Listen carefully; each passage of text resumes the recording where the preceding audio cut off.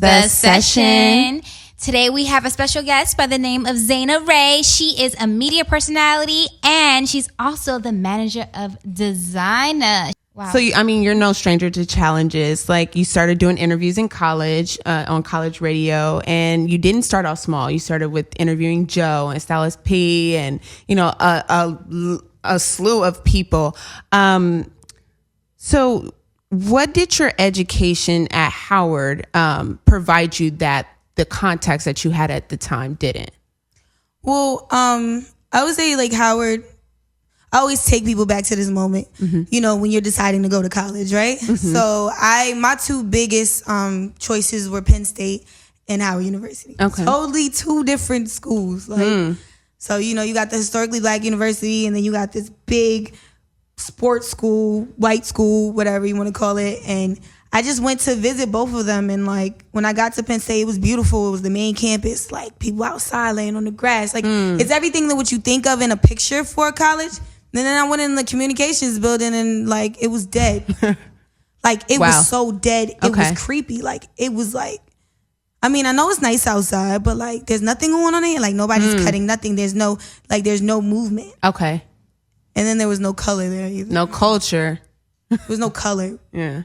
Before I even got to the culture, because I'm pretty sure there was a lot of different cultures there. Yeah. But I just didn't see anybody that looked like myself. And then that didn't really hold me up either, because I was just like, from where I was coming from, I just wanted to grow up. I wanted to glow up. So however I was going to get it, like I was going to do it through school. Yeah. So then I went to Howard, and then we went on this crazy tour. And if you ever been to Howard School of C, shout out to School of C, HU. Hey now. They y'all supposed to say but you know. Hey. We like No, he's not. So you get to Howard and it's just like the total opposite. You got fucking holes in the wall. It's crazy. Like it gets crazy. Yeah. And you just like leaking places. But I was walking down the stairs and like on my last little exit, I saw like a little red wall. And it was the radio station. Oh. I walked in and it just like, I felt something. I was just like, I was like a kid in a candy jar. I was just like, yo, what is this? Like, what is this? Like, this is here? Like, can I do this? And he was just like, yeah, like, accept this as your school. You come audition and you have a show. And I literally went there like the second day of school. It's like, I'm ready. Like, I was like, yeah, I'm going to go to Howard. And then like, yeah, I'm going there because that's where I'm going. And, that's how it started out the gate of it being on that level of me interviewing artists. I just kind of like went in there and they loved me. And I was just like the next new fresh thing as everybody was transitioning out that were graduating. Cause like I was like there like around like when one of our big personalities like went to a radio station, like one of our students went to a radio station. So I had came in like right after that and they just gave me a shot. Okay. And so that's why I was able to interview like a lot of different artists, and that's where it started, man.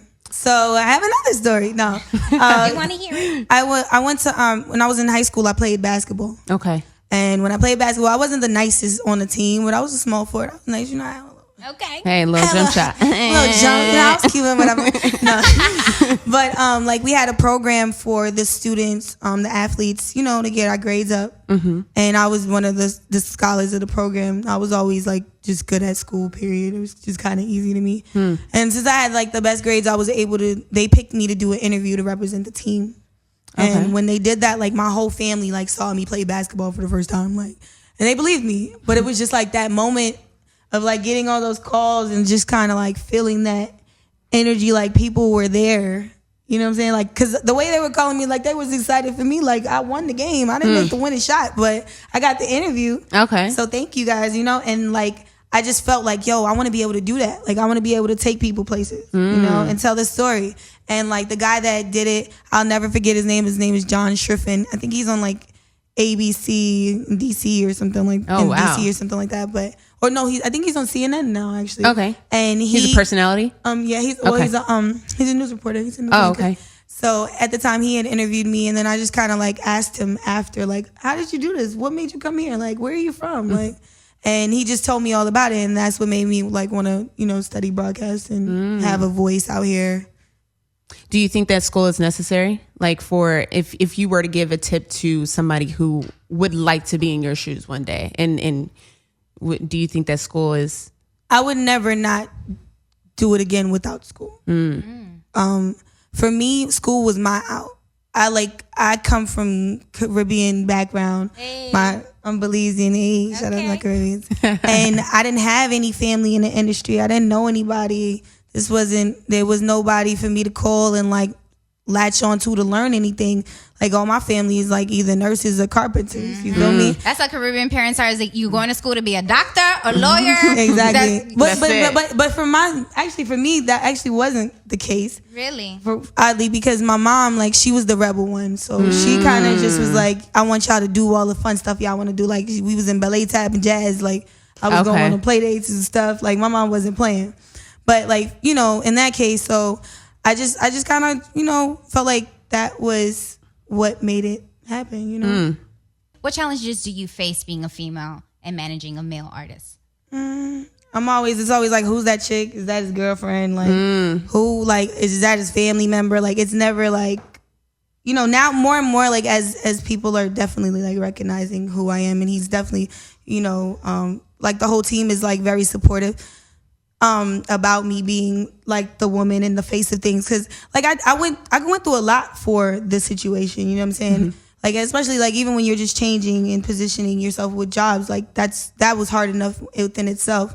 And like I did help a lot, like, you know, I don't go, you know, down into the nitty gritty, but like you help a lot. Like when you are managing an artist, like you got to take into account their every kind of desire, you know, to just make sure that they're comfortable enough to make the music that you need them to make. So like, you know, my team is very, very like conscious of that. And they try to like do as much as they can, I think, to encourage me and not make me feel like, oh, I'm a woman or whatever. But I do hear it a lot. And like even my lawyer, he's like, yes, this is female manager, black woman, went to college. Like he's what's like that. Poppin'? Yeah, like and the security's just like that too, because they know that like I fix everything, man. And they appreciate me for that. And I can't do nothing but like be happy for that. But I don't really get the whole like girl guy thing. I don't think as much, because we've kind of been winning so much. Okay.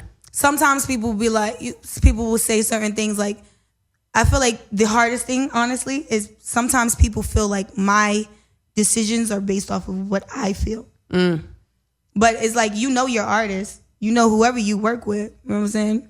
You working with, I don't know, Oprah. Like, you know what Oprah don't like. You know what I'm saying? And like, I think a lot of times because he's so happy and like Desiigner's so happy and like just energetic, like people don't feel like he would ask for certain things, or they'll think that what I'm asking for is not real, and they'll go and ask him. Oh, wow. What do you mean? Like, elaborate on that. What do you... It could be like just the littlest thing. Like, let's just say hypothetically, I just said, hey, I want a mountain of like strawberries. Like for some strange reason, they would like, the person would come and say, hey, D, do you want a mountain of strawberries? And then do you think that has something to do with the role of you being a female? That's the thing. Like, I feel like if it was a man, I don't think they'll even second guess it. I definitely feel like, that's what I'm saying. Like, that's one of my biggest things. I think that sometimes people feel like the decisions that I make are based off of your own emotions, I don't care if motherfuckers escort me from the front of the building to the back. Like, I don't care. It's like, as long as the job is done. Like, I don't think that I said that. You know what I'm saying? Or it's little things. It's never nothing big. Like anything serious that needs to be said, like, it's always presented properly. Like, I'm always gonna make sure that, you know, those situations are taken care of. But it's just like little petty stuff. Like most artists, if you ever around a lot of artists, like, they're not as happy as Desiigner is. That's one. Like, most of them are like on and off switches. So like when they get on the camera, it's on, and like, you know, behind the scenes, they're a different person. He's really genuinely happy like that all the time, but sometimes he wants certain things. And like, if I ask like some the people who feel like they're comfortable enough to like just walk up to him and ask him. But I think that that's just maybe because we're new. Maybe. Yeah. I try to like look at it like that, because I don't go face to face with any men. So that's the difference. Like, in any other what do you world, mean you don't go face to face with any man? Like a man, like there's no man in my camp to tell me, you know what I'm saying? Like, I'm not competing with any man. Like, for me, and you shouldn't have to. I mean, I definitely shouldn't have to. When you own your own company, you run your own thing. You definitely shouldn't have to. But in like the industry, I don't feel like I'm competing with men. Like, I don't feel like I'm competing with anybody per se. Like, because we are like really a team, and we just kind of like work with different people to get things done. So like. I don't mind working with you to get something done for D. Like, and if we already have the direction, because based off of, you know, his desires, like we can't change it. Yeah. So I don't really ever feel like I'm like, you know, like it's like, oh, because she's a girl. It's just more like the reaction from like, you know, oh, she's a girl. Right. I hear that, but I don't feel like I get that like as much. This is a session where queens unite to share their light.